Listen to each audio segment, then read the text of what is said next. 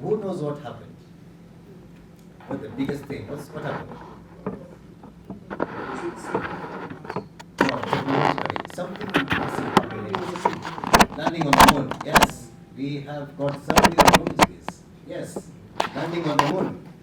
Now, can any one of you tell me since 1969 until now, what has been the biggest technological advancement in Africa? Just tell me one. Internet. Africa, made in Africa. M-Pesa. No, M-Pesa is based off a GSM, which is not African. Tell me one African. Okay, so now, let me go back to now, let's go now forward, 1990. 1990, something happened in Scotland. Something significant. Cloning. They cloned the first mammal, a sheep called Dolly. Anything since 1990 happened in Africa? Okay. Because elections that were rigged. Elections that were rigged. Okay. Now let's talk about reality so that you can be able to see how big has our debt been growing ever since then. How far has our education systems been going? So it's been going like this. Yes. Okay, each and every time you're always saying, Saidia Serikali, let the foreign governments come intervene, and so forth. Okay? Now can you see there's first of all, everybody hold your phone, hold it up. Hold it up. Are you proud of your phone? It helps you a lot. Okay, now where was it made? Okay, now think of it this way. I want you to think of it this way. Where did your money go? China. Okay? For the ones in the laptops, Dell, Apple, and the others, where did your money go? China, and then later to maybe to the other foreign companies who are involved. Yes? Okay, what do they do with that money? They invest. Yes, they invest in their own economies and also in their own products, which means they're also doing research and development. Yes? They're using our money to develop themselves further, including their own riches in their minds. They are reading better, they're studying God better, they're doing R&D. Us here, we are only here and saying, I want a Lamborghini, I want a LG. Them, they're busy like, okay, these statistics are clearly showing that Kenya is producing X amount of money, so there seems to be a dip here. Please note, you remember the way we talked about data? Yeah? They're now using our data to see, clearly this phone is not popular in Kenya. We might need to design a phone which is better for them so that we can get money from them. Do you see a problem? Okay? Now, are you feeling the slap down? Okay? Now, are you now seeing why when I said that page that you used here, why you should just put this up? Asking for that one about doing those small industries here. They are so key and trying to support yourselves. Okay? So, now, let me just give you small, simple examples. Which I know these are examples I'm giving you, things which I have worked with guys before here. So, on the issue of data, there is a furniture company around here, and the person has been making furniture. And I went back to him and I asked him, do you have a list of all your clients? He said no. And I asked him, okay, do you have a catalog of all the products he has produced? He said no. And I asked him, how do you know, have you done any follow-up on any one of them? He said no.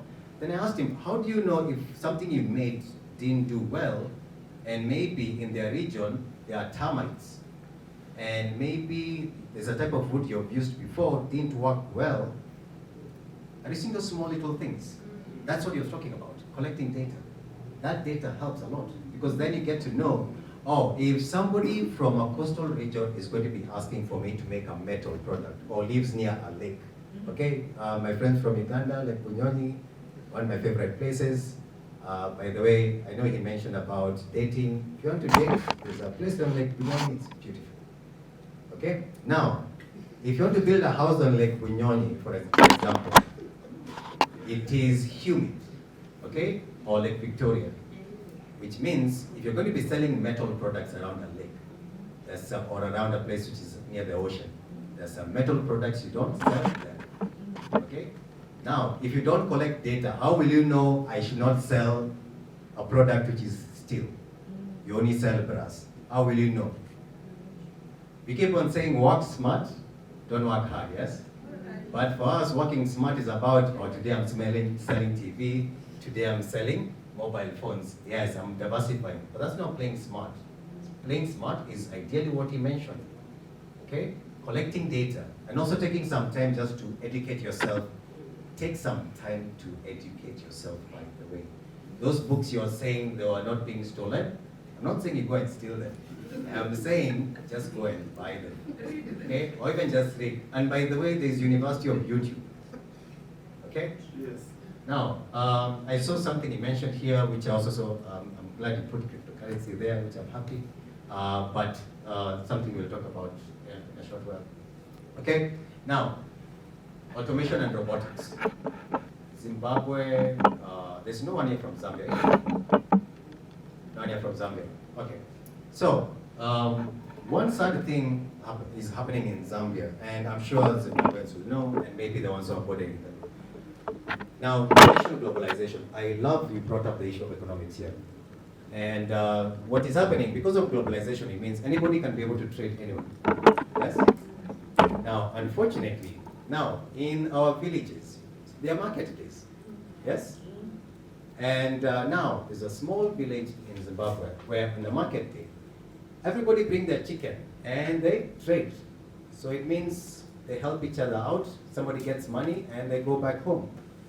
Now, because of globalization, a Chinese farmer came with their equipment, including automated ones, near that village.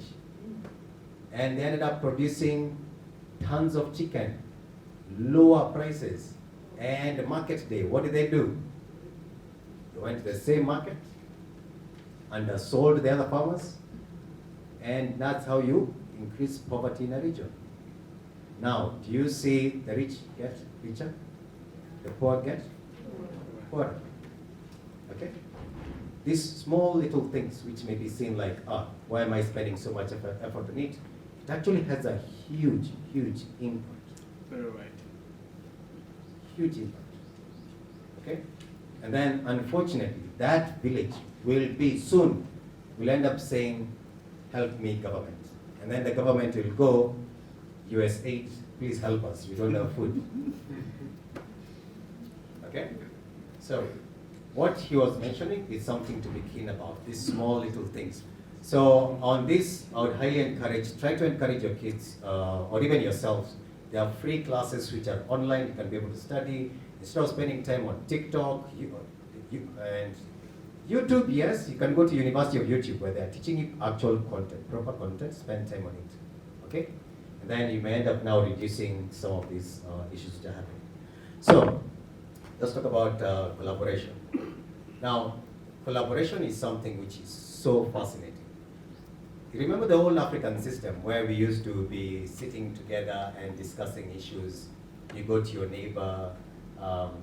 So I have so I'm doing two private projects. One is in a place called Central Kenya, it's called Naragwa, and another one is in Zanzibar.